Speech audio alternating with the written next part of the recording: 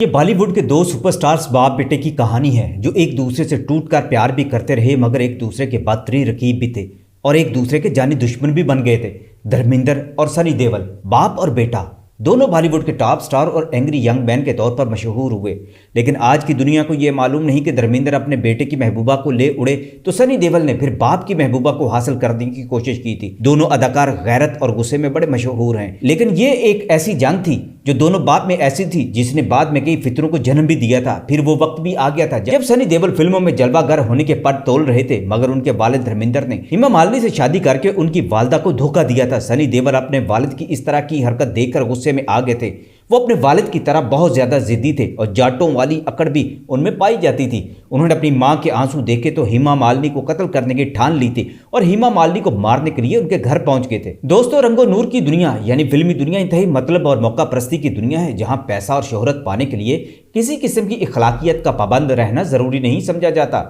जी हाँ, ये डिंपल कपाड़िया हैं जिन्होंने अपने दौर में बेशुमार सुपरहिट फिल्मों में काम किया और ड्रीम गर्ल कहलाती रहीं। मगर जब डिंपल कपाड़िया बॉलीवुड में कदम जमा रही थी तो उन्हें एक मजबूत सहारे की जरूरत थी और ये सहारा उन्होंने तलाश कर लिया था धर्मेंद्र के बेटे सनी देओल में। डिंपल कपाड़िया जब सनी देओल की जिंदगी में दाखिल हुई तो धर्मेंद्र के खानदान का ताजमहल गिरने को आ गया था। धर्मेंद्र नहीं चाहते थे कि सनी देओल डिंपल कपाड़िया के इश्क में अपना फ्यूचर और अपना घर बर्बाद कर दें। जब उन्होंने सनी देओल को समझाने की कोशिश की तो फिर एक और ही कहानी ने जन्म लिया।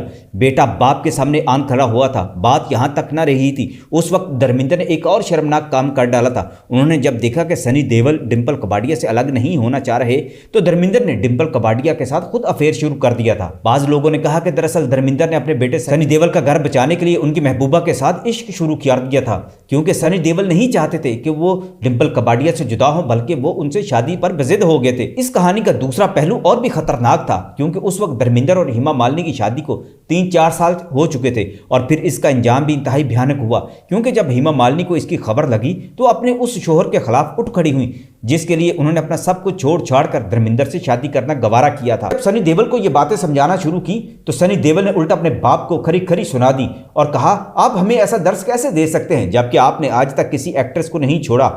बेटे का बाप से यह रवैया इंतहाई गुस्ताखाना था जिससे धर्मेंद्र के घर का ताजमहल गिरने को आ गया। इसका इलाज भी धर्मेंद्र ने ऐसे किया कि उन्होंने डिंपल के साथ फिल्में करने का तहैया कर लिया ताकि उसका ब्रेन वॉश किया जा सके। अगले ही साल उन्होंने डिंपल के साथ जब फिल्म लावा में काम किया तो डिंपल कपाड़िया धर्मेंद्र के साथ इन्वॉल्व हो गई। सनी देओल का तो अभी करियर था, लेकिन धर्मेंद्र तो अपने अरूज पर पहुंचे हुए थे। डिंपल कपाड़िया ने यह ज्यादा बेहतर समझा कि सनी देओल से ज्यादा उनके वालिद यानी धर्मेंद्र ज्यादा बेहतर हैं।